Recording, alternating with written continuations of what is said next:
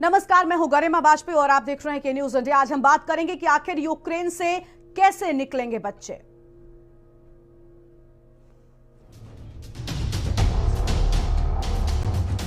इससे अच्छा तो साला मर जाते हैं हम लोग। आप लोग प्लीज हमें आके बचाओ। कैन आर्मी को यहाँ पे प्लीज भेजो। के न्यूज से विनती करते हैं कि वो हमारी वीडियो सरकार तक पहुंचाएगी। और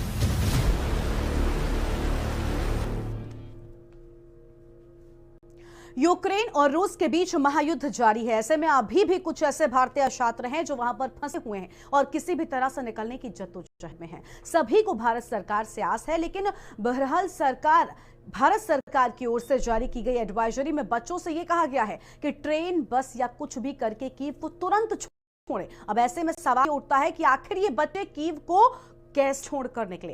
कीव और खार्किव में तनाव के बीच ऐसे माहौल में जब चारों ओर कोई भी यातायात के साधन उपलब्ध ना हो, तो ऐसे में आखिर कैसे बच्चे ट्रेन और बस को पकड़े। ये रिपोर्ट देखिए।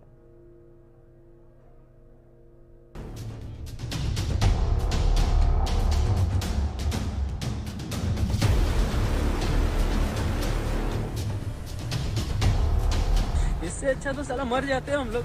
आप लोग प्लीज हमें आगे बचाओ, या फिर आप प्लीज यहाँ पे बाय एयर कुछ भी भेजो। इंडियन आर्मी को यहाँ पे प्लीज भेजो। के न्यूज से विनती करते हैं कि वो हमारी वीडियो सरकार तक पहुंचाएगी और मेरी सहायता जो भी हो सकेगी वो करेगी।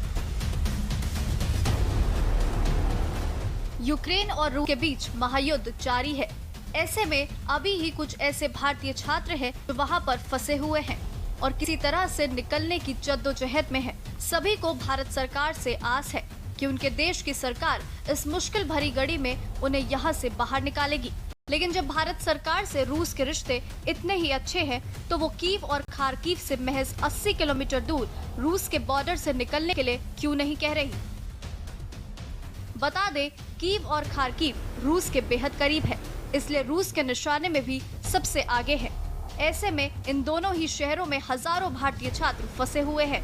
अब यहाँ सबसे अहम सवाल ये भी है कि भारत सरकार की ओर से जारी की गई बड़ी एडवाइजरी में भारतीय बच्चों से यूक्रेन से किसी भी हाल में निकलने के लिए कहा जा रहा है।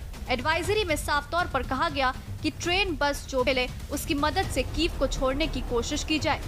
अब यहाँ पर सवाल ये भी उठता है कि क्या सरकार अपनी जिम्मेदारी से पल्ला झाड़ रही है? क्या बच्चों के प्रति सरकार का ये रवैया सही है? आखिर पहले क्यों नहीं सरकार बच्चों को वहाँ से निकालने में जुटी, जब बाकी के अन्य देशों ने अपने बच्चों को वहाँ से निकाल लिया? ऐसे तमाम सवाल हैं जो हर किसी के जहन में उठ रहे होंगे और बच्चे भी लगातार सरकार से उन्हें वहाँ से निकालने की अपील कर रहे हैं। बॉर्डर पे लेकिन हमें कोई नहीं निकाला है। कोई भी ऑफिशियल हमसे कांटेक्ट नहीं किया। कितना संभालेंगे अपने जूनियर्स को? संभालते अब कितना संभालेंगे? दोपहर के 2 बजे कल से निकले हैं, अभी तक कोई कांटेक्ट नहीं हुआ। इससे अच्छा तो साला मर जाते हैं हम लोग। वहीं कोई आके मिसाइल मार देता, हमें कोई माँ बाप ही नहीं है, यहाँ पे कोई पूछने वाला ही नहीं है। सिर्फ बातें हो रही है कि हाँ आपके लिए ऑफिसर खड़े हैं। कौन ऑफिसर खड़ा है? कोई नहीं खड़ा है यहाँ। शायद मैं यूपी लखनऊ से हूँ। हम कीव में स्टक हो चुके हैं, पूरी चारों तरफ से घिर चुके हैं। ठीक है, यहाँ पे हमें कोई हेल्प नहीं दे रहा है और मुझे नहीं लगता कि यहाँ पे किसी को कोई हेल्प, जो भी हमें हेल्प होनी है वो मिलने वाली नहीं है। अब जो भी हो, जहाँ भी हो, प्लीज हमें आगे बचाओ, या फिर आप प्लीज यहाँ पे बाय एयर कुछ भी भेजो। इंडियन आर्मी को यहाँ पे प्लीज भेजो, तभी शायद हमारे साथ कुछ ऐसा हो सकता है कि हम बच सकते हैं। बाकी हमें नहीं लगता कि हम यहाँ पे बचेंगे, या फिर हम यहाँ से कहीं जाना हमारे लिए सेफ है, और हम जहाँ पे हैं ये भी हमारे लिए सेफ नहीं पहुंच सकते। हम के न्यूज से विनती करते हैं कि वो हमारी वीडियो सरकार तक पहुंचाएगी और मेरी सहायता जो भी हो सकेगी वो करेगा। प्लीज रशियन गवर्नमेंट से बात करिए, क्योंकि यहाँ से रशियन बॉर्डर पास में है और मोल्दोवा जैसा जगह भी बहुत पास में है। बॉर्डर खोल सकते हैं हम लोग, रशियन बॉर्डर से पार हो सकते हैं। 200 से 250 किलोमीटर यहाँ से बॉर्डर लगता है। प्लीज के न्यूज और भी मीडिया लोग इस वीडियो को ज्यादा से ज्यादा फैलाइए। बच्चों की ये दर्द भरी अपील सुनकर परिजनों ने भी न्यूज से यूक्रेन से जल्द वापसी की गुहार लगाई है। साथ परिजन अपने अपने बच्चों से संपर्क कर फौरन यूक्रेन छोड़ने को भी कह रहे हैं, लेकिन बच्चे वहां से निकले भी तो कैसे? टेक्स रिपोर्ट, के न्यूज इंडिया। तो आपने देखा कि बच्चे कितने परेशान नजर आ रहे हैं और आज इसी को लेकर हम बातचीत करेंगे, लेकिन फिलहाल एक छोटे से ब्रेक के लिए यहाँ पर रुकते हैं, फौरन हाजिर होंगे। इससे अच्छा तो साला मर जाते हैं हम लोग। आप लोग प्लीज आके बचाओ मेरे आदमी को यहाँ पे प्लीज। के न्यूज से विनती करते हैं कि वो हमारी वीडियो सरकार तक पहुंचाएगी और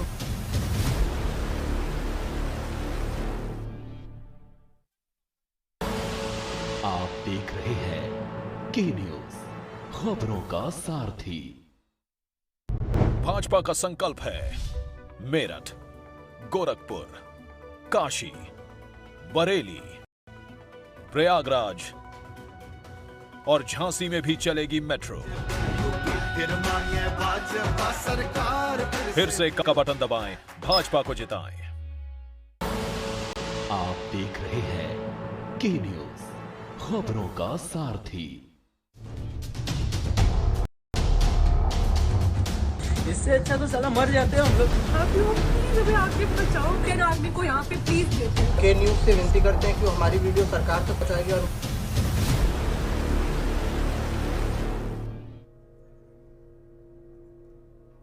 ब्रेक के बाद आप सभी का स्वागत है। हम लगातार आज इसी को लेकर बातचीत कर रहे हैं कि आखिर यूक्रेन से कैसे निकलेंगे बच्चे, क्योंकि सरकार की ओर से एडवाइजरी जारी कर दी गई है कि किसी भी तरह कुछ भी पकड़कर, टेम्पो, रिक्शा, कुछ भी पकड़कर आपको कीव, खार्किव से बाहर निकलना है। लेकिन ऐसे में सबसे बड़ा सवाल ये खड़ा होता है कि आखिर जब कर्फ्यू जैसी स्थिति है, इतनी बड़ी संख्या में लोग वहां पर बाहर नहीं निकल पाए, पूरी तरह से सन्नाटा पसरा हुआ है, तो आखिर ऐसे में बच्चे कैसे बाहर निकलेंगे? और आज इसी को लेकर बातचीत करने के लिए हमारे साथ में अभिषेक रॉड्रिक्स जी जुड़ चुके हैं, जेएनसी मेडिकल के स्टूडेंट हैं, और साथ ही आलोक भदौरिया जी हमारे साथ में फॉरेन एक्सपर्ट, उनके पास चलेंगे, उनसे जानेंगे। आलोक जी, आपका बहुत बहुत स्वागत है हमारे इस कार्यक्रम में। हम आज बातचीत करें कि आखिर कैसे निकलेंगे यूक्रेन से बच्चे। लेकिन आलोक जी, अभी अभी हमने अपने दर्शकों को एक रिपोर्ट दिखाई है। इस रिपोर्ट को देखने के बाद एक आम जनमानस की आंखों में भी आंसू भर आएंगे। आप अंदाजा लगाइए उन माता पिता के दिलों का, उन माता पिता के आसपास जो माहौल रहा होगा, जिनके बच्चे अभी भी यूक्रेन में फंसे हुए। सरकार कर क्या रही है? जो कर भी रही है तो इतनी देरी से क्यों कर रही है? आपका ये सवाल सही है कि सरकार सुस्त क्यों है, और ये तो यूक्रेन के हालात तो पहले से बिगड़ रहे थे, और पुतिन का जो स्टैंड था वो शुरू से क्लियर था। तो इसमें ऐसी स्थिति में युद्ध शुरू होने से पहले ही, अरे युद्ध हुआ है ये ठीक है कि उस दिन अप्रत्याशित था, लेकिन युद्ध की संभावना और आशंकाएं युद्ध काफी पहले से थी, कम से कम 10 दिन पहले से युद्ध की आशंकाएं थी, जैसा कि पुतिन बार कह रहे थे। तो लेकिन अगर आप घोषणा पे भी जाते हैं, अगर आज पहली बात तो ये है कि आशंका पे आपको भारत सरकार को सतर्क हो जाना चाहिए था। जहां पर जिस देश के 20,000 बच्चे वहां पर पढ़ रहे हैं, तो उसके हिसाब से एक प्लान ए और प्लान बी बना लिया जाता है। बिल्कुल आलोक जी, आपको माफी के साथ यहाँ पर रोकना चाहेंगे। इस बीच एक बड़ी खबर यूक्रेन से सामने आ रही है। यूक्रेन में एक भारतीय छात्र की मौत की खबर सामने आई है। इस वक्त की बड़ी खबर आपको बता रहे हैं, खार्किव में भारतीय छात्र की मौत की खबर सामने आई। ये बड़ी खबर, यूक्रेन में एक भारतीय छात्र की मौत की खबर सामने आ रही है। एक और जहां लगातार युद्ध जारी है और आज युद्ध का 6ठा दिन है। लगातार हम देख रहे हैं माहौल, हालात बिगड़ते ही चले जा रहे हैं, और इसी बीच ये बड़ी खबर सामने आ रही है जहां खार्किव में भारतीय छात्र की मौत की खबर सामने आई है। बड़े दुख के साथ हमें इस खबर को आपको बताना पड़ रहा है। यूक्रेन में एक भारतीय छात्र की मौत की बड़ी खबर सामने आ रही है, और ये जो जंग है वो लगातार बढ़ती जा रही है। खार्किव में एक भारतीय छात्र की मौत की बड़ी खबर आपको हम बता रहे हैं। भारतीय छात्र की मौत की खबर सामने आई है। रूस में बमबारी में एक भारतीय छात्र की मौत हुई है, ऐसा कहा जा रहा है। यानी कि लगातार हम देख रहे हैं जो हालात हैं वो बिगड़ते जा रहे हैं। पूरी दुनिया की नजर इस युद्ध पर बनी हुई है, और कहा यह जा रहा है कि कर्नाटक का रहने वाला ये छात्र बताया जा रहा है। यूक्रेन में भारतीय छात्र की मौत की खबर सामने आई। आज 6वां दिन है रूस और यूक्रेन युद्ध का। ये बड़ी दुखद खबर सामने आ रही है जहां पर खार्किव में भारतीय छात्र की मौत की खबर, और भारत के लिए ये दर्दनाक खबर है, ये परेशान कर देने वाली खबर है, और एक छात्र की मौत की खबर सामने आई है। लेकिन इस खबर के बाद आप अंदाजा लगा सकते हैं उन माता पिता के परेशानी का, जिनके बच्चे अभी भी यूक्रेन में फंसे हुए हैं। कर्नाटक का रहने वाला ये छात्र बताया जा रहा है जिसकी मौत हुई है रूस की बमबारी में। एक भारतीय छात्र की मौत की खबर, भारत के लिए परेशान करने वाली खबर। खार्किव में भारतीय छात्र की मौत की खबर सामने आई है। कर्नाटक का रहने वाला ये छात्र बताया जा रहा है। ये बड़ी खबर आपको हम बता रहे हैं। एक और जहां आज रूस और यूक्रेन युद्ध का 6ठा दिन, और लगातार माहौल बिगड़ता जा रहा है, और लगातार मीडिया के हवाले से खबर सामने आ रही है कि कुछ भी बड़ा कभी भी हो सकता है। विदेश मंत्रालय की ओर से भी दुख जताया गया है, और आलोक जी हमारे साथ में लगातार बने हुए हैं, फॉरेन एक्सपर्ट हैं। आलोक जी, अभी मैंने कहा ना कि जो रिपोर्ट दिखाया वो देखकर आम जनमानस की आंखें भी नम हो सकती है, लेकिन अब ये दुखद खबर भारत के लिए सामने आई है, जहां पर एक भारतीय छात्र की मौत। विदेश मंत्रालय दुख व्यक्त कर रहा है। इतनी ताकत, कहते हैं भारत सरकार ने बहुत कुछ कर लिया। जब हम कहते थे कि जब जनता कहती थी मोदी जी बाहर क्यों जाते हैं, तो कई तरह के सवाल उठाए जाते थे कि जो रणनीति है, विदेश नीति है, उसको बेहतर करने के लिए आज कहां धरी है वो विदेश नीति, क्यों काम नहीं आ रही? दरअसल भारत ने कुछ अपने बारे में कुछ उम्मीद से बड़ी अपनी छवि बना ली थी, और एक मीडिया का वर्ग और एक जो पीआर जो फर्म होती हैं, उन लोगों का इसमें बड़ा योगदान था। क्योंकि अगर विशेष तौर पर अगर आप देखें, जैसे अगर अमेरिका में गए या खाड़ी देशों में गए, तो वहां अगर आप फोटो पर अगर आप बहुत ध्यान दें, तो वो फोटो में भी ये जो भारतीय समुदाय वहां पे था, ये उसी को ही एड्रेस करते थे। दूसरी बात, भारत एक बाजार बड़ा है, इसमें कोई दो राय नहीं है, लेकिन भारत की अर्थव्यवस्था और प्रति व्यक्ति आय ये काफी कम है, ये सारे देशों को मालूम। तो इसलिए अगर ये कहना है कि हमारी छवि बहुत बड़ी हो गई है, हम रूस में दखल दे सकते हैं, ये कहना थोड़ा सा एक जल्दबाजी है और एक अपरिपक्वता भी। दूसरी बात जो मैं कह रहा था कि जब आपको युद्ध की आशंकाएं पहले से थी, तो एक समझदार नौकरशाही को, नेताओं को प्लान ए और प्लान बी बना लेना चाहिए। प्लान ये था कि युद्ध होगी तो हम क्या करेंगे अगले 48 या 72 घंटे में, और प्लान बी ये है कि अगर प्लान ए अगर नहीं चल पाया तो फिर उसके बाद हम क्या करेंगे। इस मोर्चे पे भारत सरकार पूरी तरीके से विफल रही है। मंत्रियों को भी भेजने का फैसला कल लिया गया है, जबकि ये फैसला उसी दिन या उसके दूसरे दिन ले लिया जाना चाहिए था। मंत्री को भेज रहे हैं, ये एक सुर्खियां बटोरने की एक बड़ी कवायद है। हकीकत में आप देखें कि वहां पर हर देश में एक दूतावास होता है, तो दूतावास उसको बसों का ही तो बंदोबस्त करना था। क्या 100-200 किलोमीटर के लिए, 250 किलोमीटर के लिए बसों का बंदोबस्त करने के लिए दूतावास के अधिकारी अक्षम थे? क्या ये सवाल नहीं उठना चाहिए? ये महत्वपूर्ण सवाल है। अगर वो उठा लिया होता तो मेरे ख्याल से ये नौबत नहीं आती। और दूसरी बात, आपने केवल एक एडवाइजरी जारी की। एडवाइजरी में भी एक आपको कोई निश्चित नहीं दे रहा। जो आपने एडवाइजरी करी, तो एडवाइजरी से भी बहुत बच्चों को कोई ऐसा नहीं मिला, तो लोगों ने अपने टिकट बुक किए। जाहिर सी बात है कि जब हवाई जहाज से जब टिकट कोई भी बुक करता है, बड़े कॉर्पोरेट घरानों छोड़ दीजिए, एक मध्यम वर्ग और एक ज्यादा आय वर्ग या कम आय वर्ग का कोई भी बुक करता है, तो सबसे पहले टिकट की कीमत देखता है कि क्या है, क्या 4 दिन के बाद में सस्ता मिल रहा है, क्या 1 हफ्ते के बाद में सस्ता मिल रहा है। और वही हुआ भी। जिन लोगों ने 15 तारीख को या 20 तारीख को टिकट बुक करने की कोशिश करी, मैं ये नहीं कह रहा सारे लोगों ने, कुछ लोगों ने एहतियात के तौर पर, छात्रों ने अपनी पहल पे, तो उनको टिकट उनके बाद वाले मिले, लेकिन हालात पहले ही बिगड़ गए। बंदोबस्त कुछ नहीं हुआ, ये नकारापन था दूतावास का। ये एक हम लोग को स्वीकार कर लेना चाहिए कि हर बड़े मौके पे भारत सरकार ठोस कदम उठाने में सक्षम नहीं है।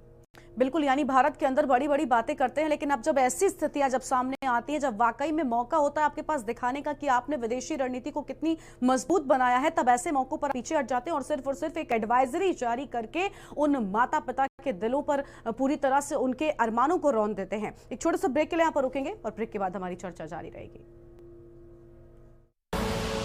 आप देख रहे हैं के न्यूज, खबरों का सारथी। बहुजन समाज पार्टी की राष्ट्रीय अध्यक्ष बहन कुमारी मायावती जी की उत्तर प्रदेश की जनता से अपील है कि वे सामाजिक एवं आर्थिक परिवर्तन के महानायक महात्मा ज्योतिबा फूले, छत्रपति शाहूजी महाराज, नारायण गुरु, बाबा साहेब डॉक्टर भीमराव अंबेडकर व मान्यवर श्री कांशीराम जी आदि के सपनों को साकार करने तथा प्रदेश में विकास एवं कानून का राज कायम करने हेतु बीएसपी की सरकार बनाने के लिए पार्टी के सभी विधानसभा प्रत्याशियों को हाथी चुनाव चिन्ह के सामने वाले बटन को दबाकर उन्हें जरूर विजयी बनाएं। आप देख रहे हैं के न्यूज, खबरों का सारथी। इससे अच्छा तो साला मर जाते हैं हम लोग। आप लोग प्लीज हमें आगे बचाओ, फिर आगे को यहाँ पे प्लीज देते हैं। के न्यूज से विनती करते हैं कि हमारी वीडियो सरकार तक पहुँचाएगी। और ब्रेक के बाद आप सभी का स्वागत है। हम लगातार बातचीत कर रहे हैं कि आखिर यूक्रेन से कैसे निकलेंगे बच्चे, क्योंकि जिस तरह से एडवाइजरी जारी करती गई है उसके बाद से जो पैनिक है वो और ज़्यादा बढ़ गया है। माता पिता के सामने भी ज़्यादा जो है वो परेशानी आ सकी है और साथ ही साथ उन बच्चों के मन में भी और ज़्यादा टेंशन जो है वो बढ़ गई है, जो बच्चे वहाँ पर रुके हुए हैं। और इसी बीच बड़ी खबर भी हम आपको बता दें, जहाँ पर खार्किव में रूसी बमबारी में एक भारतीय छात्र की जान गई है। कर्नाटक का रहने वाला छात्र है, ये बड़ी खबर आपको हम बता रहे हैं। हमारे साथ में लगातार मेहमान भी बने हुए हैं, उनसे बातचीत करेंगे। हमारे साथ में अभिषेक लगातार बने हुए स्टूडेंट है। अभिषेक, आपके पास चलेंगे। हम लगातार अपने दर्शकों को खबर दिखा रहे हैं जहां पर अभी अभी ये दुखद खबर सामने आई भारत के लिए, जहां एक छात्र की मौत की खबर भी सामने आई। आप बताइए, क्योंकि आप वहां के हालातों को बेहतर समझ पा रहे हैं, देख पा रहे हैं, किस तरह के हालात नजर आ रहे हैं? क्या मदद सही तरीके से जितना बताया जा रहा उतनी नहीं पहुंच रही है? जी, मैं बताना चाहूँगा आपको कि यहाँ पे जो यूक्रेनियन इंडियन एम्बेसी है यूक्रेन में, उन्होंने बस एक नोटिस जारी करके अपना हाथ धो लिया है स्टूडेंट से। उनको ये बताया नहीं जा रहा है कि उनको खाना कहाँ से मिलेगा, उनको पानी कहाँ से मिलेगा, वो किस बॉर्डर तक पहुंचेंगे, बॉर्डर में उनके लिए क्या सुविधाएं रखी गई है। कल बस उन्होंने ये अपलोड कर दिया है कि आप लोग कैसे भी करके बॉर्डर तक पहुंचे। तो जैसे कि आप देख सकते हैं कि eastern side of the Ukraine से 1400-1500 किलोमीटर की जर्नी तय करके, जिस बच्चे के पास शायद पैसा नहीं हो, जिस बच्चे के पास खाना पीना नहीं हो, इस खौफनाक सिचुएशन में वो बच्चा कैसे पहुंचे बॉर्डर तक, इसका कोई सोल्यूशन इंडियन गवर्नमेंट ने अभी दिया नहीं है। और दूसरी तरफ आप देख सकते हैं कि इंडियन गवर्नमेंट बड़ी कह रही है कि हम बहुत कोशिश कर रहे हैं, पर ये कोशिश हमको यहाँ पे पोलैंड बेलारूस बॉर्डर या फिर यूक्रेन के अंदर तो दिख नहीं रही है। ये बड़ी दुखद बात है। और आपने जैसे कहा, एक इंडियन भारतीय की मौत हो गई है। हमारे दोस्त, हमारे भाइयों की मौत ऐसे हो रही है, वो खौफनाक परिस्थिति में है। ये देख के बड़ा ही दुख और बड़ा ही खौफ महसूस होता है कि भारत सरकार हमारे लिए है कि भी नहीं।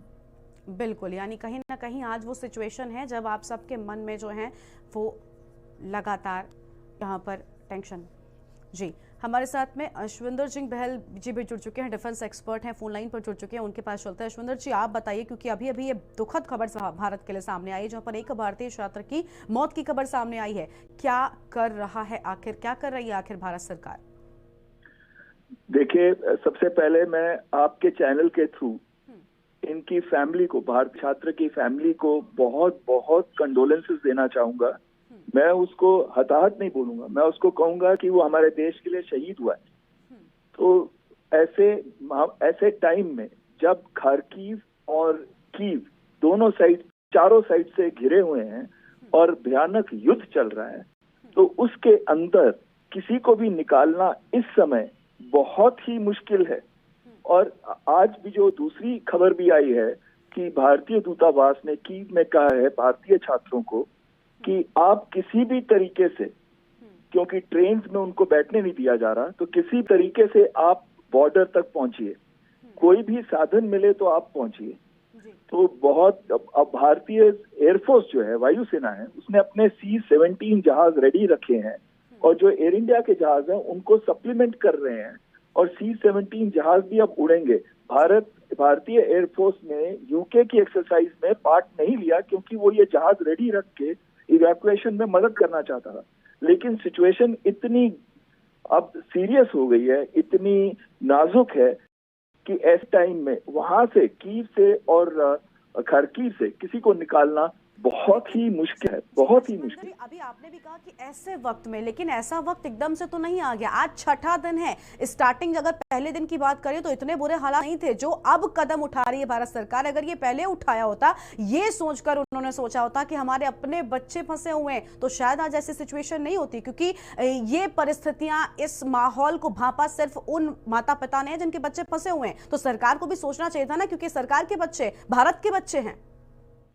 आप बिल्कुल सही कह रहे हैं। और एक्चुअली मेरे खुद आंखों में इस समय आंसू आए हुए हैं। आपको मेरी आवाज से भी लग रहा होगा कि इतना दुख हो रहा है जब मैं अपने बच्चों को यूक्रेनियन सोल्जर या पुलिस वालों से पिटते हुए देख रहा हूँ। तो मेरा भी खून खौल रहा है इस समय। मैं एक एक्स मिलिट्री ऑफिसर हूँ।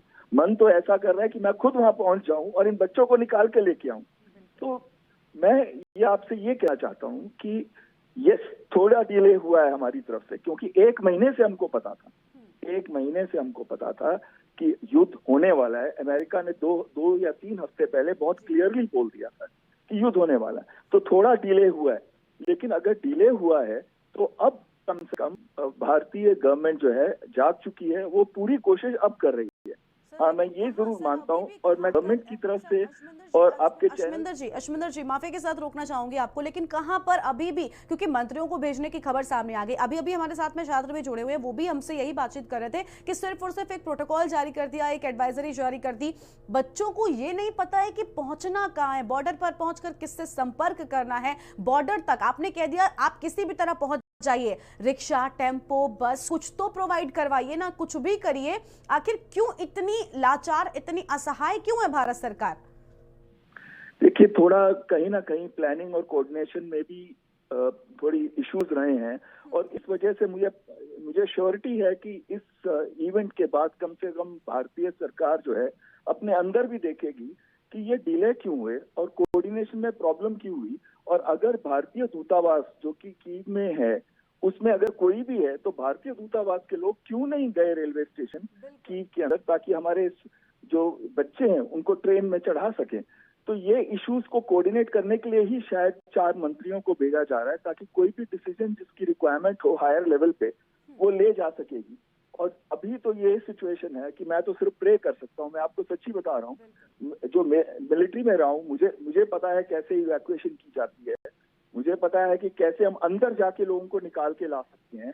और यही चीज अगर थोड़ा पहले होती तो शायद इतनी तकलीफें हमारे बच्चे ना देखते। तो उस बात के लिए मैं सारे बच्चों को अपनी तरफ से माफी मांगता हूँ कि हम जो हिंदुस्तानी हैं हम उनका दर्द समझ रहे हैं। मैं उनको कहता हूँ अपना मनोबल को ना टूटने दें। और अब भारतीय कम से कम अब तो कर देने वाली घड़ी है अश्विंदर जी, क्योंकि के न्यूज के माध्यम से भी लगातार छात्र अपील कर रहे हैं। बहुत बहुत शुक्रिया आपका अश्विंदर जी हमारे साथ जुड़ने के लिए और अपनी बात रखने के लिए। देखिए, ये बेहद भावनात्मक घड़ी है हम सब के लिए, क्योंकि के न्यूज के माध्यम से भी लगातार जो बच्चे हैं वो अपील करते हुए आए हैं। उन्होंने कहा है कि के न्यूज हम उनकी बात सरकार तक पहुंचाएगा और हम लगातार उनके इन बातचीत को, उनके इस मुद्दे को उठा भी रहे हैं कि आखिर कैसे हमारे जो बच्चे हैं वो वापस लौटेंगे, क्योंकि किसी भी तरह के कोई इंतजामात जो हैं वो नजर नहीं आ रहे हैं। इसको लेकर आगे भी बातचीत करेंगे। एक छोटे से ब्रेक के लिए यहाँ पर रुकते हैं।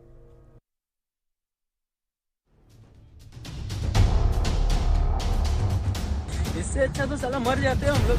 आप लोग प्लीज हमें आके बचाओ, फिर आदमी को यहाँ पे प्लीज देते हैं। के न्यूज से विनती करते हैं कि वो हमारी वीडियो सरकार तक पहुंचाएगी और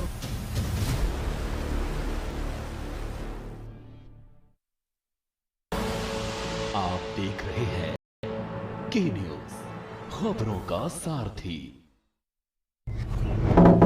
पहले जब कोई बड़ी बीमारी या महामारी आवत रही तो टीका विदेश से आवत रहा और हम लोगों तक पहुंचन में तो जमाने लग जाते हैं। पर ई बार कोरोना का टीका अपने ही देश में बना है। इतने सारे देशन की जनसंख्या के बराबर टीका तो सिर्फ हम यूपी वालन के ही लगा है, वो भी एकदम मुफ्त। आज कौन और सरकार होती तो विदेश से टीका मंगवाती और कमीशन खाती भरपेट।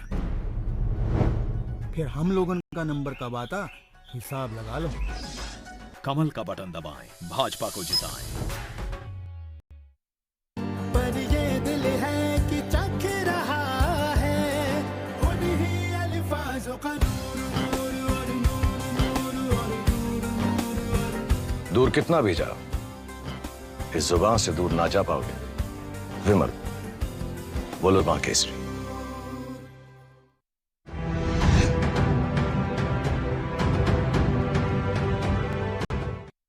खुदी को आजमाया है तो ये अंदाज आया है, खुदी को आजमाया है तो ये अंदाज आया है। तुम में भी मैं हूं, शुद्ध प्लस पान मसाला। भाजपा का संकल्प है किसानों को सिंचाई के लिए मुफ्त बिजली। सरकार फिर से कमल का बटन दबाएं, भाजपा को जिताएं। आप देख रहे हैं के न्यूज, खबरों का सारथी। इससे अच्छा तो साला मर जाते हैं हम लोग। आप लोग प्लीज हमें आके बचाओ, फिर आदमी को यहाँ पे प्लीज देते हैं। के न्यूज से विनती करते हैं कि वो हमारी वीडियो सरकार तक पहुंचाएगी और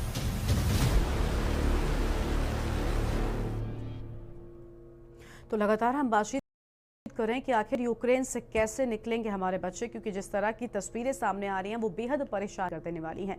कल के न्यूज के माध्यम से भी एक वीडियो सामने आया जहां पर कुछ बच्चे सरकार से अपील करते हुए नजर आए हैं कि न्यूज के माध्यम से, और वो लगातार ये गुहार लगा रहे हैं कि किसी भी तरह हमें यहाँ से निकाला जाए। कांटेक्ट नहीं किया, कितना संभालेंगे अपने जूनियर्स को, संभालते संभालते अब कितना संभालेंगे। दोपहर के 2 बजे कल से निकले हैं, अभी तक कोई कांटेक्ट नहीं हुआ।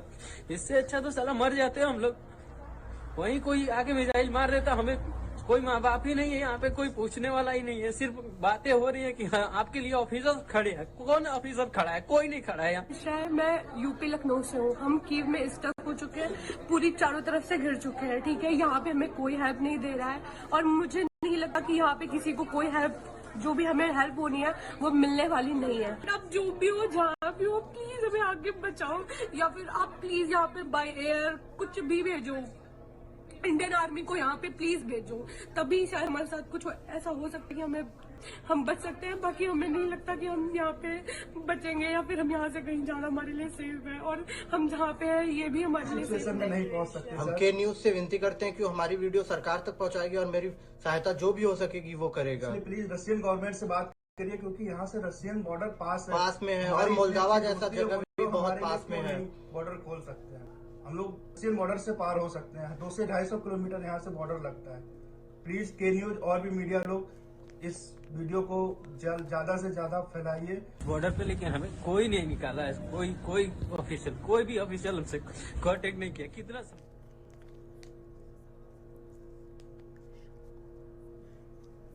तो कीव पर बड़े हमले की तैयारी में रूस जो है वो नजर आ रहा है, और हमारे साथ में सुमेंद्र, एक दर्शक हमारे साथ में जुड़ चुके हैं। सुमेंद्र, क्या कहना चाहते हैं आप?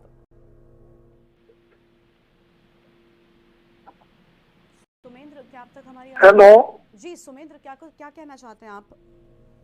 मेरी ये राय है कि सरकार को बहुत पहले कदम उठा लेने चाहिए थे जी, ताकि अपने बच्चे सुरक्षित आ सकते।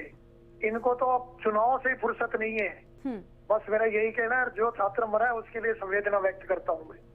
ठीक है, बिल्कुल सुमेंद्र, हम भी अपनी संवेदनाएं व्यक्त करते हैं। शुक्रिया आपका हमारे साथ जुड़ने के लिए। तो दर्शक हमारे साथ में लगातार जुड़ रहे हैं और राय रख रहे हैं। यूक्रेन से कैसे निकलेंगे बच्चे, इसको लेकर हम लगातार बातचीत कर रहे हैं। और ये तस्वीर आपको हम दिखा रहे हैं, नवीन शेखरप्पा नाम के छात्र की मौत है, और ये नवीन की तस्वीर बड़े ही दुखद मन से के न्यूज पर आपको हम दिखा रहे हैं, क्योंकि एक तरफ के न्यूज लगातार खुद भी अपील कर रहा है सरकार से कि जल्द से जल्द भारत के बच्चों को वापस लाया जाए, और गोलाबारी में भारतीय छात्र की मौत की खबर सामने आ रही है। उसकी तस्वीर भी आपको हम लगातार दिखा रहे हैं। 21 साल नवीन की उम्र बताई जा रही है, और विदेश मंत्रालय ने इस खबर की पुष्टि की है। और खार्किव में अभी भी लगातार वहां पर हालात बिगड़ते जा रहे हैं। खार्किव में एक भारतीय छात्र की मौत की खबर, हमले में भारतीय छात्र की मौत की खबर, तस्वीर भी आपको हम लगातार दिखा रहे हैं। नवीन शेखरप्पा की ये तस्वीर है, और हमारे साथ में मेहमान भी लगातार बने हुए हैं। हमारे साथ में अश्विंदर सिंह बहल जी भी लगातार जुड़ चुके हैं, और हमारे साथ में अभिषेक हैं, आलोक भदौरिया जी हमारे साथ में हैं, फॉरेन एक्सपर्ट हैं। आलोक जी के पास चलते हैं। आलोक जी, अभी तस्वीर हमने दिखाई है अपने दर्शकों को, जहां विदेश मंत्रालय ने अब खबर की पुष्टि करती है, और कर्नाटक के रहने वाले नवीन की तस्वीर भी सामने आ चुकी है। बेहद दुखद और बेहद भावुक ये लम्हा है उन सभी माता पिता के लिए। मैं सिर्फ आज जब ये शो कर रही हूँ तो सिर्फ और सिर्फ मेरे मन में उन माता पिता के दिल पर क्या कुछ बीत रही होगी ये सोचकर मुझे परेशानी हो रही है। आप सब भी मुझे अभी हमारे साथ में जुड़े हुए थे, उन्होंने भी कहा कि उनकी भी आंखें नम हैं। कैसे बच्चों को वापस लाएंगे? अब इतनी देरी हो चुकी है, आज के हालात इतने ज्यादा बुरे हैं, क्यों रशिया से बातचीत नहीं करना? जब कहते हैं कि हमारे संबंध तो बहुत अच्छे हैं, तो फिर आखिर क्यों रशिया के बॉर्डर से बच्चों को निकालने की कोशिश नहीं की जा रही है? देखिए, जब दो देशों में युद्ध होता है तो दोनों पक्षों के बीच में जो भी बॉर्डर लाइन होती है वहां से निकालना थोड़ा सा मुश्किल होता है, क्योंकि ज्यादातर लड़ाई अपने यूक्रेन के पूर्वी क्षेत्र में हो रही है। कई वो बीच में बढ़ते बढ़ते वो कीव की तरफ भी आ गए हैं, तो लेकिन खार्किव है, खार्किव लड़ाई हो रही है, फिर इसके बाद वो कीव में है। अब लेकिन जो पीछे वाला हिस्सा है, स्पेशली जो पश्चिम वाला हिस्सा है, वहां से तो निकाला जा सकता है। वहां से तो कम से कम लगभग 150 किलोमीटर से ज्यादा की दूरी थी। तो इनको ये करना चाहिए था पहले कि पश्चिम से ज्यादा बच्चों को निकाल लेना चाहिए था। तो इस मामले में एक दूतावास ने एक अक्षमता जाहिर करी है कि वो अपने बसों की भी बंदोबस्त नहीं कर पाया, जब मालूम था कि आपके पास 20,000 से ज्यादा बच्चे हैं और आप केवल 4,000 बच्चों को अभी तक 4 या 5,000 बच्चों को निकाल पाए हैं, तो अभी भी भारी संख्या है। ये संख्या पहले भी मालूम होनी चाहिए थी हमारे विदेश मंत्रालय को और वहां संबंधित दूतावास को, स्पेशली जो कीव में है। तो ये एक प्लान ए इन्होंने नहीं बनाया, प्लान ए तो नहीं बनाया, प्लान बी भी नहीं बनाया। अब ये है कि अब देर में जग रहे हैं, ये समाधान अपने आप तो होने वाला नहीं था, आपको बच्चों को निकालना था। और जहां तक आपकी बात है कि वो रूस का बॉर्डर खोल देते, तो रूस का बॉर्डर कभी भी युद्ध काल में, कभी भी रूस और यूक्रेन के बीच में अगर युद्ध हो रहा है तो उस हिस्से से, पूर्वी क्षेत्र से नहीं निकाला जा सकता, वो संभव नहीं है, क्योंकि आपको कुछ भी नहीं पता होता। अब आप देखिए यहाँ पर जैसे ट्रेन से इन लोगों ने चढ़ने नहीं दिया भारतीय छात्रों को, ट्रेन आपके यूरोप के देशों से चल रही है लेकिन इन्होंने चढ़ने नहीं दिया। अब ये खतरनाक स्थिति है ये। तो ऐसे में ये उम्मीद, हम लोग कुछ ज्यादा उम्मीद कर रहे थे। एक भावुक क्षण है, आपका जो कहना था बिल्कुल सही है, एक भावुकता है, एक मौत की खबर, बहुत बड़ी मौत की है, लेकिन इसके लिए एक जवाबदेही भी तय होनी चाहिए। इस सरकार की सबसे खास बात यह है, सबसे कहना चाहिए, आप इसको अच्छी कह दें, भाजपा के हिसाब से अच्छी है और लेकिन जनमानस के हिसाब से बुरी है कि ये सरकार हमेशा जवाबदेही पे नहीं करती। आज वो भावुकता वाली बातें हो रही हैं। अब आप देखिए, जब पहला हमारे पास जब एयर इंडिया का आया था तो वहां पर एक मंत्री वहां पर जाकर के फोटो खिंचवा रहे थे। बिल्कुल, क्यों? ऐसे वक्त में भी मीडिया फुटेज जो है वो सब कुछ चाहिए। ऐसे वक्त में भी एयर इंडिया के और विमान नहीं थे क्या? आपके पास इंडिगो नहीं था क्या? आपके पास कोई दूसरी सर्विस नहीं थी क्या? आप कहीं से भी उठा सकते थे, लेकिन आपने नहीं उठाया। और तो और अब लंच पैकेट डिस्ट्रीब्यूट करते थे, वो भी एक काहिली है। तो इस काहिली की एक जवाबदेही तो तय होनी चाहिए, ये विदेश मंत्रालय से लेकर ये सबको। और अच्छा, हमारे तो विदेश मंत्री भी नौकरशाह रह चुके हैं, लंबे समय तक नौकरशाह रह चुके हैं। तो ये बिल्कुल वो नौकरशाहों वाली प्रवृत्ति है कि चीजें का समाधान अपने आप में हो जाएगा। और वही भारत सरकार की भी नीति वही है। 5 दिन आपने लगा लिए मंत्रियों को भेजने में। अच्छा, मंत्रियों को भेजना आपको ऐसा नहीं लग रहा है कि आपको सुर्खियां बटोर रहे हैं? बिल्कुल, वहां पर 15,000 बच्चे जब वहां पर जिनकी जान आप पड़ी हुई है, आप हेडलाइन मैनेज कर रहे हैं। आपका दूतावास का जो वहां पर अधिकारी बैठा हुआ है, हमारे पैनलिस्ट है, वो डिफेंस के, वो अच्छे से, क्या उसमें इतनी भी क्षमता नहीं है कि वहां से कुछ बसों को बंदोबस्त कर सके? ऐसे व्यक्तियों को हमने IAF में रखा क्यों है? उनको क्यों प्रमोट दे देगा? उनको डिमोट क्यों नहीं किया जा रहा? उनको सोमालिया भेजा जाए, क्यों यहाँ पर रखा जाएगा अच्छी जगह यूरोप में? ये भी एक सवाल बड़ा उठना चाहिए और इसमें जवाबदेही बिल्कुल। यानी अब जवाबदेही तो करनी होगी, क्योंकि जिस तरह की तस्वीरें सामने आ रही हैं, हम तस्वीरें भी अपने दर्शकों को लगातार दिखा रहे हैं। इन तस्वीरों को आप देखकर अंदाजा लगाइए कि हाथ में ज्यादा बिगड़े हुए हैं। ये CCTV फुटेज फिलहाल सामने आया है धमाके का, जहां पर आप देखिए एक बहुमंजिला इमारत किस तरह से कुछ मिनटों में ताश के पत्तों की तरह ढह जाती। देखिए, सिर्फ और सिर्फ कुछ दिखाई दे रहा है तो वो धुएं का गुबार है, और यही वो तस्वीरें हैं जो और ज्यादा परेशान कर रही हैं भारतीय लोगों को, जिनके बच्चे वहां पर फंसे हुए हैं। एक और पहली तस्वीर जहां पर धमाके की ये तस्वीर, CCTV फुटेज सामने आया है। आप देखिए, यहां पर एक बहुमंजिला इमारत है और 1 सेकंड के भीतर ये पूरे ताश के पत्तों की तरह ढह गई। दूसरी ओर दुखद खबर भारत के लिए, जहां पर एक भारतीय छात्र की मौत की खबर सामने आई है। यूक्रेन से कर्नाटक का रहने वाला है छात्र, और नवीन शक्रप्पा नाम बताया जा रहा है। महज 21 साल की उम्र है, और ये तस्वीर है नवीन की, जिनकी इस युद्ध में मौत हुई है। फंसे छात्रों के परिजन के न्यूज से लगातार अपील भी कर रहे हैं, और खार्किव में लगातार धमाके हो रहे हैं। ये तस्वीर आपको हम दिखा रहे हैं, लगातार धमाके हो रहे हैं, हालात बद से बदतर होते जा रहे हैं। पहली तस्वीर में आप देखिए धमाके का ये फुटेज, ये CCTV फुटेज सामने आया है, और ये देखिए यहाँ पर किस तरह से एक बहुमंजिला इमारत 1 सेकंड के भीतर धुआं हो जाती है। अंदाजा लगाइए आप यहाँ से हालातों का कि कितने ज्यादा बिगड़ते हुए नजर आ रहे हैं, क्योंकि कीव समेत कई शहरों में लगातार बमबारी जारी है। खार्किव में अभी भी बमबारी हो रही है, और खार्किव और कीव के हालात सबसे ज्यादा बिगड़े हुए हैं, और जो तस्वीरें हम दिखा रहे हैं ये वाकई परेशान कर देने वाली हैं। और इसी बीच अवनीश अवस्थी कुछ कह रहे हैं, सबसे पहले अपने दर्शकों को वो सुनाते हैं। राज्य सरकार ने जैसे ही ये व्यवस्था बनानी थी, तुरंत जो हमारा RC कार्यालय है दिल्ली में, उसको एक्टिवेट किया। जो भी विदेश मंत्रालय के समन्वय के बाद जो भी जहाज विदेशों से आ रहे हैं, यूक्रेन के बगल के राष्ट्रों से, उनके जहाज में जो भी हमारे छात्र उत्तर प्रदेश के हैं, उत्तर प्रदेश सरकार ने ये निर्णय लिया है कि उनको दिल्ली से गाजियाबाद और नोएडा के माध्यम से पूरे प्रदेश में निःशुल्क पहुंचाया जाएगा। हमारे राजस्व विभाग के अपर मुख्य सचिव और राहत आयुक्त जो सचिव राजस्व हैं, उनको नोडल विभाग बनाया गया, और गृह विभाग को, अन्य विभागों को सुरक्षा व्यवस्था सुनिश्चित करने का जिम्मा दिया गया है। और धीरे धीरे करके जो हमारे छात्र आते चले जा रहे हैं उनको घर तक सुरक्षित पहुंचाया जा रहा है। आपने कल देखा होगा कि यूक्रेन के निकटवर्ती देशों में भारत सरकार के विदेश मंत्रालय ने व्यवस्था बनाई है, तो अब बहुत तेज़ी से छात्र आ रहे हैं। पहले एक दिन में 2 जहाज आए थे, अब निरंतर जहाज जो आ रहे हैं, तो जितने भी छात्रों को सुरक्षित जो है हमारे प्रदेश निःशुल्क जो है उनको लौटाया जाएगा और उनकी व्यवस्था की जाएगी।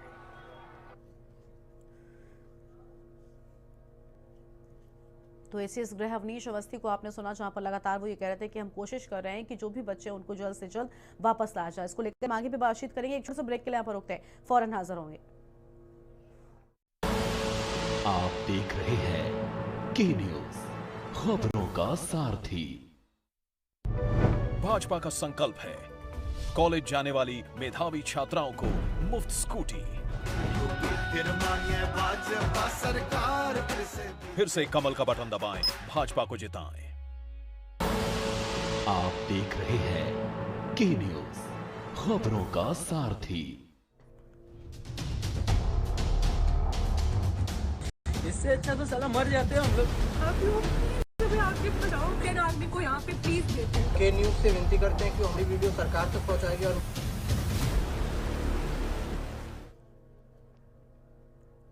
ब्रेक के बाद आप सभी का स्वागत। हम लगातार बातचीत कर रहे हैं कि आखिर यूक्रेन से कैसे निकलेंगे बच्चे, क्योंकि जिस तरह से एडवाइजरी जारी कर दी गई है सरकार की ओर से कि किसी भी तरह खार्किव और कीव से निकलें, इसके बाद और ज्यादा पैनिक की सिचुएशन बनी हुई है। हमारे साथ में मेहमान लगातार बने हुए हैं। अश्विंदर सिंह बहल जी हमारे साथ में हैं, डिफेंस एक्सपर्ट हैं, उनके पास चलते हैं। अश्विंदर जी, तस्वीरें दर्शकों को हम लगातार दिखा रहे हैं। अभी भी ये खबर सामने आ रही है मीडिया के हवाले से कि लगातार खार्किव कीव में धमाके होते जा रहे हैं। अभी हमने एक तस्वीर अपने दर्शकों को दिखाई जहां पर सीसीटीवी फुटेज सामने आया धमाके का। 1 सेकंड के अंदर एक बहुमंजिला इमारत ताश के पत्तों की तरह ढेर हो गई है। अंदाजा लगाइए कि आखिर हालात कितने बुरे होंगे। क्या लगता है, हम अभी भी बातचीत कर रहे हैं कि अब क्या सरकार अभी भी प्लान में तेजी लाएगी या अभी भी उसी ढीले रवैये के साथ में काम करेगी? देखिए, खार्किव में लड़ाई बहुत इंटेंस हो गई है।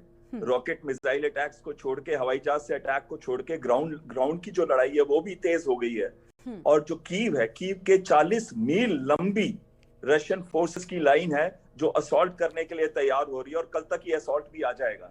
आज का दिन मेक एंड ब्रेक है, जिसको भी हम निकाल सकते हैं वहां से। वो आज का दिन बहुत ही इंपॉर्टेंट है। मैं यहाँ आपके चैनल के थ्रू ये जरूर कहूंगा कि कहीं ना कहीं विदेश मंत्रालय जो है, मैं रह चुका हूँ एम्बेसी के अंदर, बांग्लादेश में इंडियन एम्बेसी में रह चुका हूँ और मैं गैलेंट्री मेडल होल्डर भी हूँ। एक बार 3 जहाजों को आग लगी थी तो उसमें मैंने जंप करके लोगों को भी और जान माल को भी बचाया था। तो मैं आपको ये कह सकता हूँ कि प्लानिंग और कोऑर्डिनेशन में खराबी है और विदेश मंत्रालय की तरफ से डिले है। ये 1 महीना पहले से, 3 हफ्ते से 1 महीना पहले से हमको पता था कि युद्ध होने वाला है। अमेरिका चीख के सबको बता रहा था। क्यों नहीं हमने अपने भारतीयों को वहां से निकाला उस समय? और अब भी जैसे कि एक पैनलिस्ट कह रहे थे, हम ज्यादा इंपॉर्टेंस इलेक्शंस को दे रहे हैं और भारतीय छात्रों को निकालने में नहीं दे। मैं तो यहाँ तक कह रहा हूँ, मुझे भेजो वहां पे, मैं अपने छात्रों को निकाल के लाऊंगा। मेरे में अभी भी वो शक्ति है और मेरे में अभी भी वो प्लानिंग और एबिलिटी है कोऑर्डिनेशन की कि मैं वहां जाके कर सकता हूँ। क्यों नहीं ये लोग करते अभी? और भारत को करना पड़ेगा। हमारे छात्र, हर एक छात्र हमारा अपना बेटा है, हमारा अपना लड़का है, हमारा अपनी लड़की है। और मैं ये कहना चाहता हूं कि अभी भी जाग जाए हमारी सरकार और जाके अंदर से निकाल के लेके, और हम कर सकते हैं। हमारी सेना भी कर सकती है, हम भी कर सकते हैं। मैं तो रिटायर्ड भी हो चुका हूं, तो भी मैं कह रहा हूं कि मैं जा सकता हूं, मैं कर सकता हूं। मुझे मौका दिया जाए करने के लिए। हमारी सरकार सुन रही है इस बात को। आज बहुत भावुक हो गया हूं जब हमारा पहला छात्र की मौत हुई है, और अभी तो और बुरे दिन आने वाले हैं जब अंदर की लड़ाई बढ़ जाएगी। तो क्या अभी भी हम कुछ नहीं करेंगे? जी यशविंदर जी, हम सब के लिए बहुत परेशान कर देने वाली घड़ी है, क्योंकि तस्वीरें जो सामने आ रही है वो हम सबको परेशान कर रही हैं। एक छात्र की मौत की खबर सामने आ चुकी। आप सब लोग अभी कह रहे हैं कि विदेश मंत्रालय, विदेश मंत्री कहाँ हैं आखिर? विदेश मंत्री होते हैं भारत में? मुझे तो अब इस तरह की तस्वीरें नजर आ रही, क्योंकि प्रधानमंत्री मोदी तो लगातार सामने आ रहे हैं, राष्ट्रपति से मुलाकात भी कर रहे हैं, सब कुछ की ओर से किया जा रहा है। विदेश मंत्री क्यों आखिर इस इतने बड़े मामले पर, विदेश का मामला है तो आखिर क्यों सामने नहीं आते? देखिए, विदेश मंत्री को आना चाहिए। और यहाँ पे आपने नेशनल सिक्योरिटी एडवाइजर को भी नहीं सुना होगा आते हुए। ना केवल विदेश मंत्री, हमारा नेशनल सिक्योरिटी काउंसिल से भी कोई स्टेटमेंट नहीं आ रही है, सिर्फ प्रधानमंत्री से स्टेटमेंट आ रही है। इसका मतलब क्या हमारी सारी की सारी जो व्यवस्थाएं हैं सारी डिफंक्ट है क्या? क्या कोई भी ऐसा नहीं है उसमें जिसने जो वार्न कर सकता हो? क्या हमारी इंटेलिजेंस एजेंसी नहीं बता सकती थी भारतीय सरकार को कि अपने नागरिकों को निकालो, युद्ध होने वाला? हम तो दोनों से बहुत क्लोज हैं, हम रशिया से भी क्लोज हैं, यूक्रेन से भी क्लोज हैं, हम दोनों के प्रेसिडेंट से बात कर रहे हैं। तो क्यों ना भारतीयों को निकालने की योजना, जब पहली बार बात हुई थी तो उनको क्लियरली बोलिए कि आप लड़ेंगे पर हमारे जो सिविलियंस हैं उनको वहां से निकलने का मौका दिया जाए, उनको टारगेट ना किया जाए। तो कहीं ना कहीं मैं ये नहीं कहूंगा कि खाली विदेश मंत्रालय की, मैं ये कहूंगा कि नेशनल सिक्योरिटी काउंसिल का भी कहीं आप सुन नहीं रहे, कहीं नेशनल सिक्योरिटी एडवाइजर को नहीं सुन रहे। आज दोनों को होना चाहिए था, नेशनल सिक्योरिटी एडवाइजर को भी होना चाहिए था, आज होना चाहिए था हमारे विदेश मंत्री को, उनको खड़े होकर बोलना चाहिए कि वो क्या कर रहे हैं, बताना चाहिए हमारे स्टूडेंट्स को। और मैं स्टूडेंट्स को आपके चैनल के थ्रू बोलना चाहता हूं, अपना मनोबल मत तोड़िए, हम भारतीय हैं, हम आखिरी बुलेट तक लड़ते हैं। आपने हमारे सोल्जर्स को देखा है और आप भी आखिरी बुलेट, अपनी हिम्मत नहीं हारेंगे, आएंगे वापस और अपनी हिम्मत से वापस आएंगे, चाहे आपको कोई लेने आए या ना। बिल्कुल बिल्कुल, हम भी लगातार यही अपील कर रहे हैं कि अपना जो मनोबल है वो बनाए रखिए। और पोलैंड से हमारे साथ में अभिषेक भी बने हुए, उनके पास चलेंगे, उनसे बातचीत करेंगे और जानेंगे कि आखिर किस तरह के हालात जो है वो वहां पर नजर आ रहे हैं। के न्यूज़ के माध्यम से भी कुछ छात्रों ने अपील की है, हम लगातार उनकी अपील सरकार तक पहुंचा रहे हैं और यही उम्मीद करते हैं कि जल्द से जल्द सभी छात्र भारत वापस लौटेंगे। एक छोटे से ब्रेक के लिए रुकते, फौरन हाजिर होंगे। आप देख रहे हैं के न्यूज़, खबरों का सारथी। भाजपा का संकल्प है गरीब को उपलब्ध कराएंगे न्यूनतम मूल्य पर मां अन्नपूर्ण कैंटीन में भोजन। फिर मांगे भाजपा सरकार, फिर से बीजेपी, फिर से कमल का बटन दबाएं, भाजपा को जिताएं। आप देख रहे हैं के न्यूज़, खबरों का सारथी।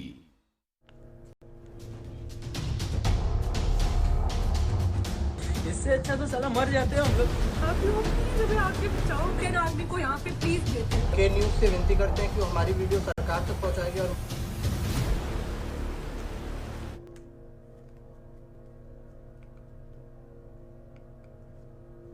ब्रेक के बाद आप सभी का स्वागत है। हम लगातार बातचीत कर रहे हैं कि आखिर यूक्रेन से कैसे निकलेंगे बच्चे, और इसी को लेकर बातचीत के लिए हमारे साथ में मेहमान भी लगातार बने हुए, डिफेंस एक्सपर्ट है हमारे साथ में, एक छात्र भी अभिषेक बने हुए हैं, पोलैंड से लाइव जुड़े हुए हैं, उनके पास चलते हैं। अभिषेक, क्या लगता है अगर भारत सरकार पूरी व्यवस्थाएं जो है वो नहीं कर पा रही है, इतनी जल्दी सारे बच्चों को लेकर नहीं आ पा रही, तो कम से कम कुछ खाने के लिए और पीने के लिए पानी की व्यवस्था तो वहां पर एम्बेसी के माध्यम से करवाई जा सकती थी, क्या इसमें भी कमी रह गई? अभिषेक, आप बताइए क्या कैसे हालात है वहां पर? जी, मुझे बड़े दुख के साथ कहना पड़ा है कि भारत सरकार जो कह रही है इतने बच्चे वापस आ रहे हैं, 20,000 बच्चे में से 10% या 5% बच्चे भी अभी तक सुरक्षित जगह पहुंच नहीं पाए।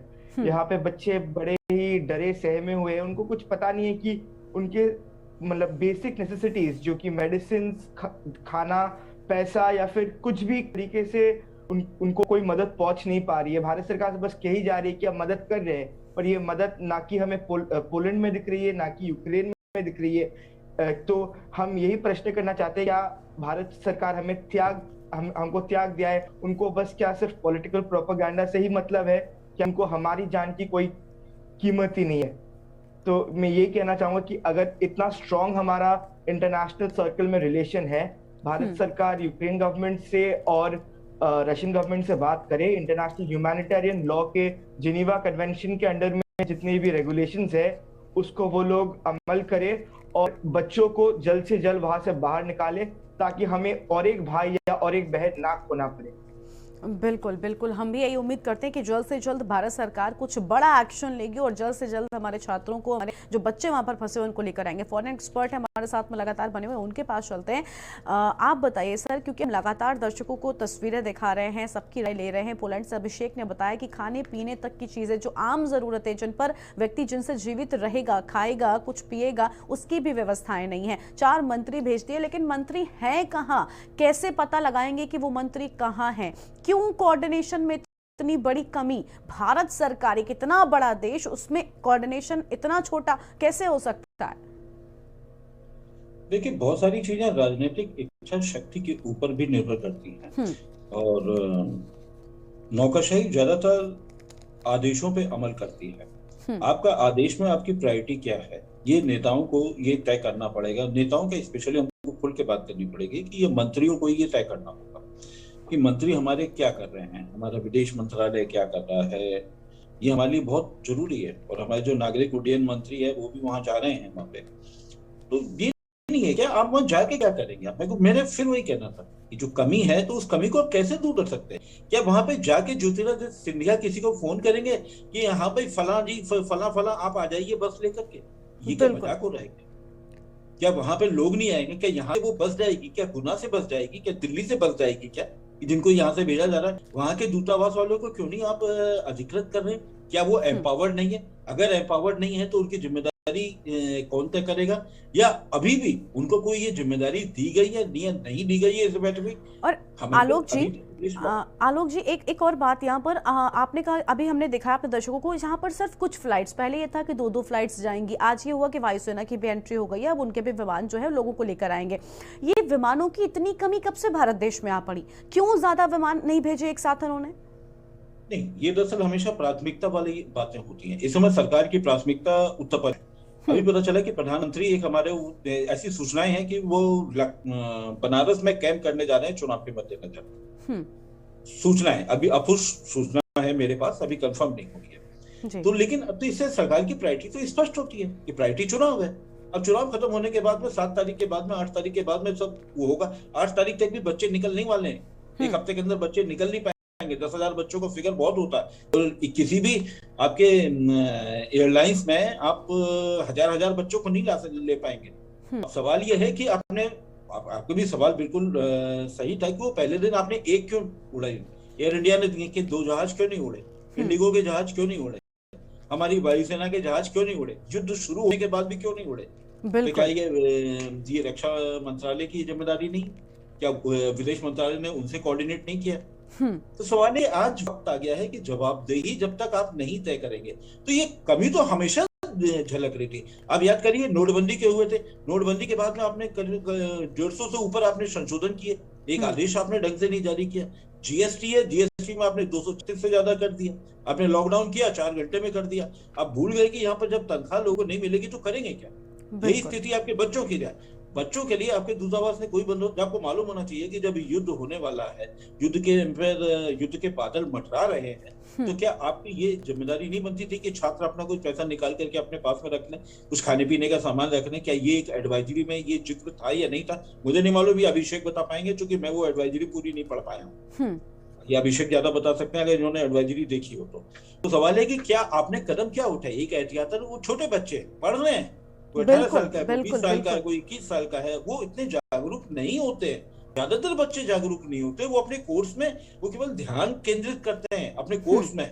उनको ये समाज और दुनिया के युद्ध में काल में क्या करना चाहिए इसकी जानकारी उनको नहीं है, क्योंकि भारत इजराइल जैसा देश नहीं है जहां पर आपको बाकायदा कॉम्बैट की ट्रेनिंग दी जाती है, जहां मैंडेटरी ट्रेनिंग लेना।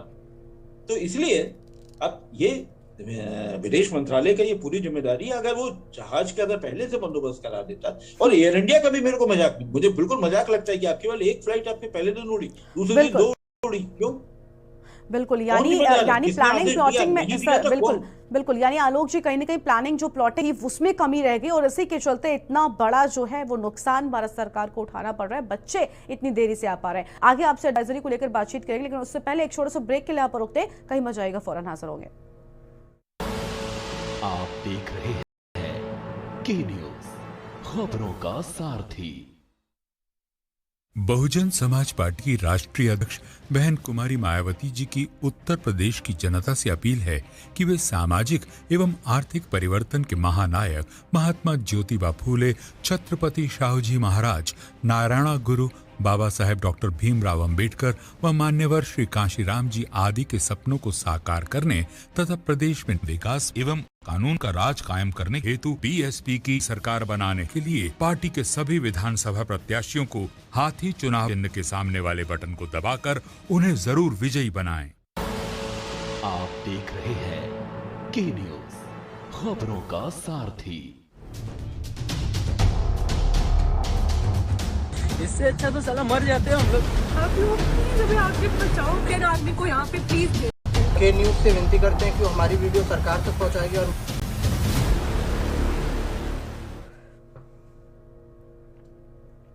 ब्रेक के बाद आप सभी का स्वागत है। हम लगातार बातचीत कर रहे हैं कि आखिर यूक्रेन से कैसे निकलेंगे बच्चे, क्योंकि जिस तरह के हालात यूक्रेन में और साथ ही साथ खार्किव और कीव में नजर आ रहे हैं वो बेहद परेशान कर देने वाले हैं। जो तस्वीरें सामने आ रही हैं वो बेहद परेशान कर देने वाली हैं। इसी को लेकर आज हम बातचीत करें। हमारे साथ में मेहमान भी लगातार बने हुए, आलोक जी हमारे साथ में, और साथ ही साथ हमारे साथ में छात्र अभिषेक भी। अभिषेक, एडवाइजरी को लेकर हम बातचीत कर रहे थे, एडवाइजरी में आखिर क्या कुछ सामने आया, और मैं एक आम जो छात्र हैं वहां के पर मौजूद उनके नजरिए से समझना चाहती हूँ कि आखिर उस एडवाइजरी के बाद छात्रों ने क्या कुछ उस एडवाइजरी से समझा है, उनके मन में क्या आश्वासन जो है वो बढ़ गया है।